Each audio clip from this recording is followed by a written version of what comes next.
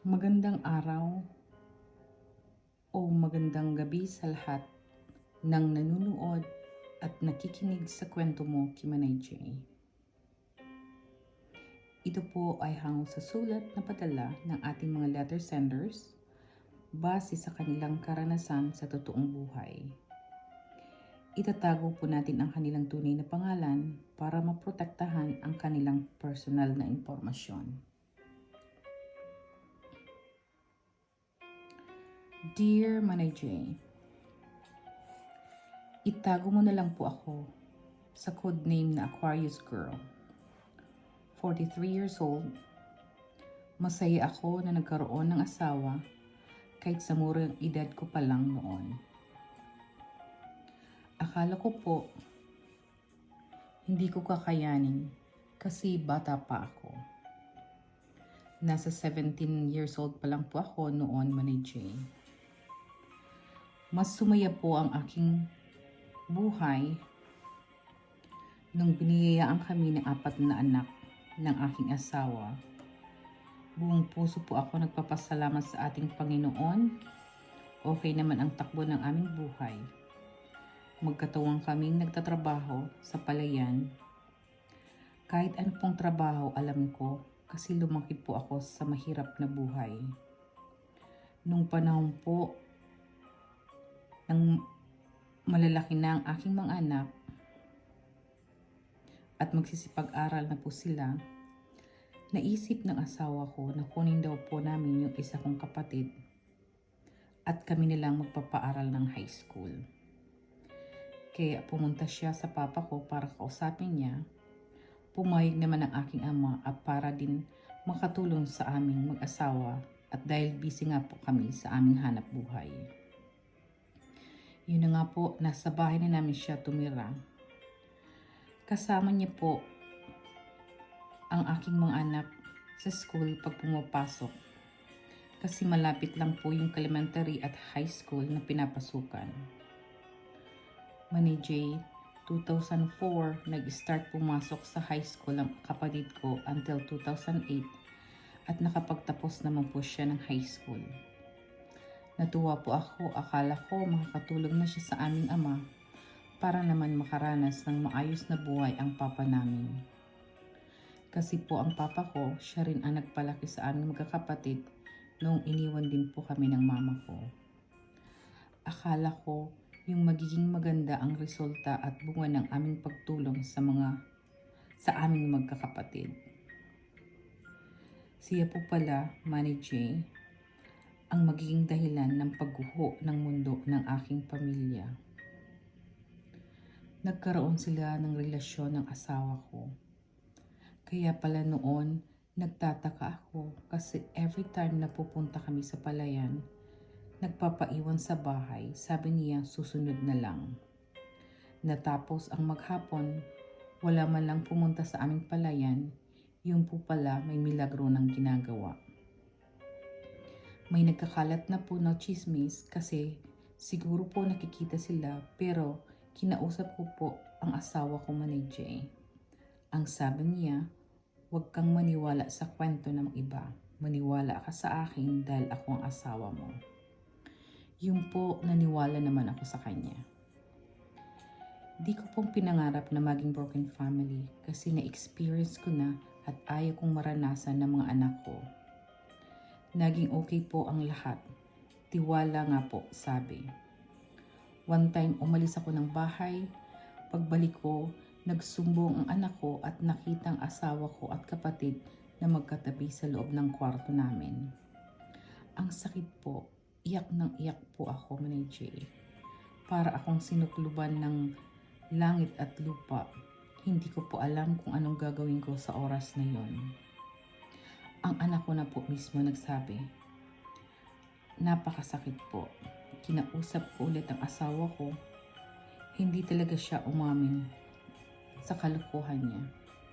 Sinungaling daw ang anak ko. Yung time na yon, wala ang kapatid ko. Sinabihan ko ang asawa ko na hindi na pabalikin ang kapatid ko dahil palalayasin ko ito. Pinuntahan ko ang papa ko, sinabi ko na papauwiin ko na ang kapatid ko Pero never na ako nagsabi sa papa ko sa ginawa ng kapatid ko sa akin. Ayaw kong malaman niya ang problema naming mag-asawa. Hindi na rin bumalik ang kapatid ko dahil alam niya na sasaktan ko siya. Nalaman ko na lang po after a week na nandoon sa kapatid ng asawa ko nag-stay. Nagpaalam po ang asawa ko Manay J na magtatrabaho po sa Manila kasi mag-iipon po daw siya dahil buntis ako sa bunso namin. Ang masaklap Manay J, sa loob ng 8 buwan, wala pong binigay ang asawa ko na sustento sa mga anak ko. Hindi po nagtagal, may nagchat sa akin from Manila na kaya daw po hindi makapagpadala ang asawa ko kasi nagsasama na po ang asawa ko at ang kapatid ko. Lumabas kami ng Maynila ng mga anak ko. Nakarating naman kami ng maayos. Sa kasamaang palad, hindi ko sila naabutan doon. Kaya ginawa ko po, pumunta ako sa trabaho niya sa Pasay. Pagdating ko, na-confirm ko na doon po sila nagwo-work. Nakausap ko po yung manager nila. Sabi ko, tanggalin lang sila sa trabaho since hindi naman po kami nakikinabang. Manay J, after po noon, umuwi kami ng Bicol na luhaan. Habang nasa biyahe po kami, ang luha ko hindi ko po talaga maawat. Hindi ko alam kung ano ang aking nararamdaman. Hindi ko ipinakita sa mga anak ko ang aking pag-iyak. Pagdating po ng bahay, tumawag ang magulang ng asawa ko. Nag-offer po siya na doon muna kami sa bahay nila. At doon po mag-aaral ang mga anak ko. Isang OFW po ang nanay ng asawa ko. Pumayag naman po kami. Naging alipin po nila ako noon. Tiniis ko lang lahat. Nakisama ng maayos sa pamilya niya. Ilang beses din kami pinalayas ng stepfather ng asawa ko dahil kami daw ay isang palamunin lamang. Masakit po para sa akin na ganun ang tingin sa amin. One time po, Manay J, nagbakasyon ang nanay ng asawa ko galing sa ibang bansa at umuwi ang asawa ko. Natuwa po ako kasi sa ilang taon hindi siya umuwi sa amin. Ito na ang panahon na makasama niya ang kanyang mga anak. Hindi ko inaasahan na kasama niya ang kapatid ko. Itinago po nila. Ang masakla pa po, buntis din siya. Napakasakit ang bumulaga sa akin, Manay J. Masakit po na naig ang pagkukonsente ng pamilya nila. Napakasakit po na ginawa nila sa akin. So, taong 2009, nag-decide po ako na lumabas ng Maynila. Nagsimula ako magtrabaho, iniwan ko po ang aking mga anak sa side ng asawa ko. Kumuha ako ng mag-aalaga sa kanila. Patuloy ang trabaho ko until 2017. Noong nasa high school na ang mga anak ko, hindi na sapat ang sahod ko. Kaya po nag-decide ako na mag-apply abroad sa bansang Kuwait. Salamat sa Panginoon, Manay J, at mabait naman po ang naging amo ko. Kaya lang, ando na naman yung panggugulo ng kapatid ko hanggang sinasaktan nila ang mga anak ko. Binantaan pa ako ng kapatid ko, nakakasuhan daw ako dahil sa mga salita ko. Sabi ko sa kanila na hintay nila akong umuwi at haharapin ko sila. Umuwi ako ng December 2020. Buwan ng January, nag-file ako ng case laban sa kanila. Nakulong naman po sila sa concubinage case. Pero ang tapang pa po nila.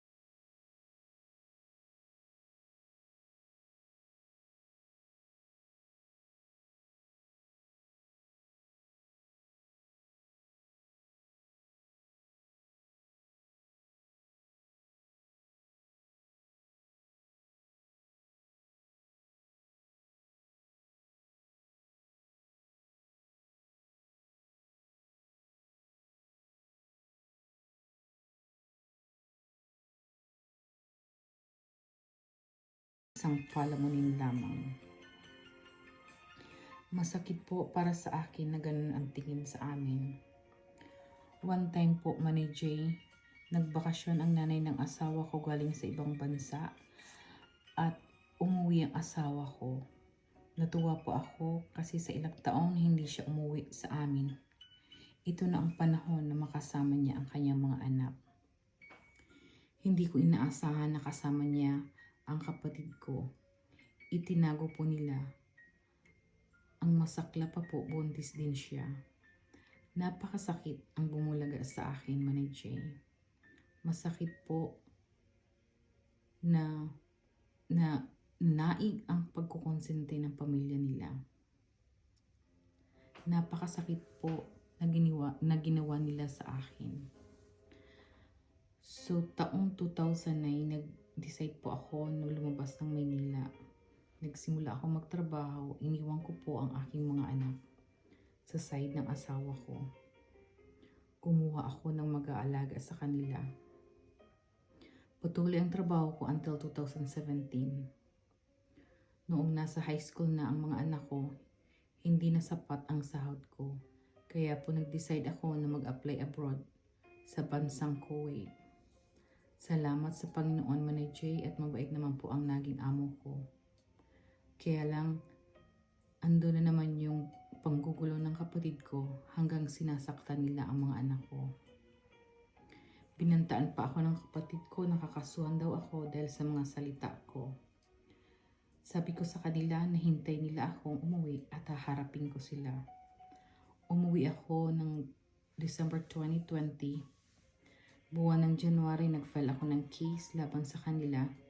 Nakulong naman po sila sa concubinage case, pero ang tapang pa po nila. Hanggang sa napawalang visa ang kanilang kaso na hindi ko alam. Manay J, may isa na naman pong pagsubok na dumating sa aking buhay. Na aksidente po yung anak kong pangalawa. Naoperahan po siya sa ulo. Yung time na po yun, walang-wala ako. Pero hindi pa ako nawala ng pag-asa, Manay J. Walang imposible.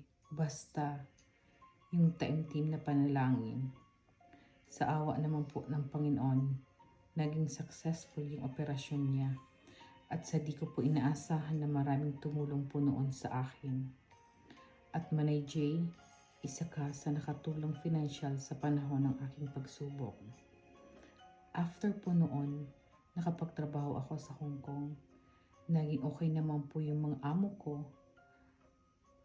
At sa di inaasahan po, nagtiwala ako sa kapwa ko Pinay na siya din po ang dahilan ng nawalan po ako ng trabaho.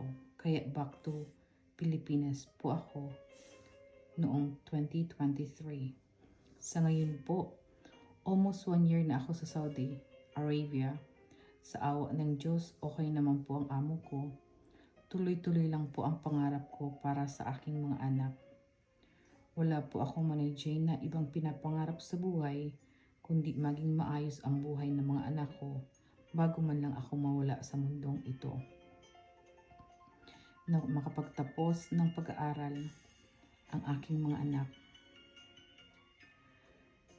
Kahit po mahirap para sa akin, patuloy po ako sa mga anak ko sa daming pinagdaanan ko po sa buhay, Manay J.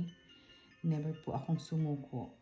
Pero may time po talaga na parang gusto kong sumuko. Hanggang dito na lang po ang aking kwento.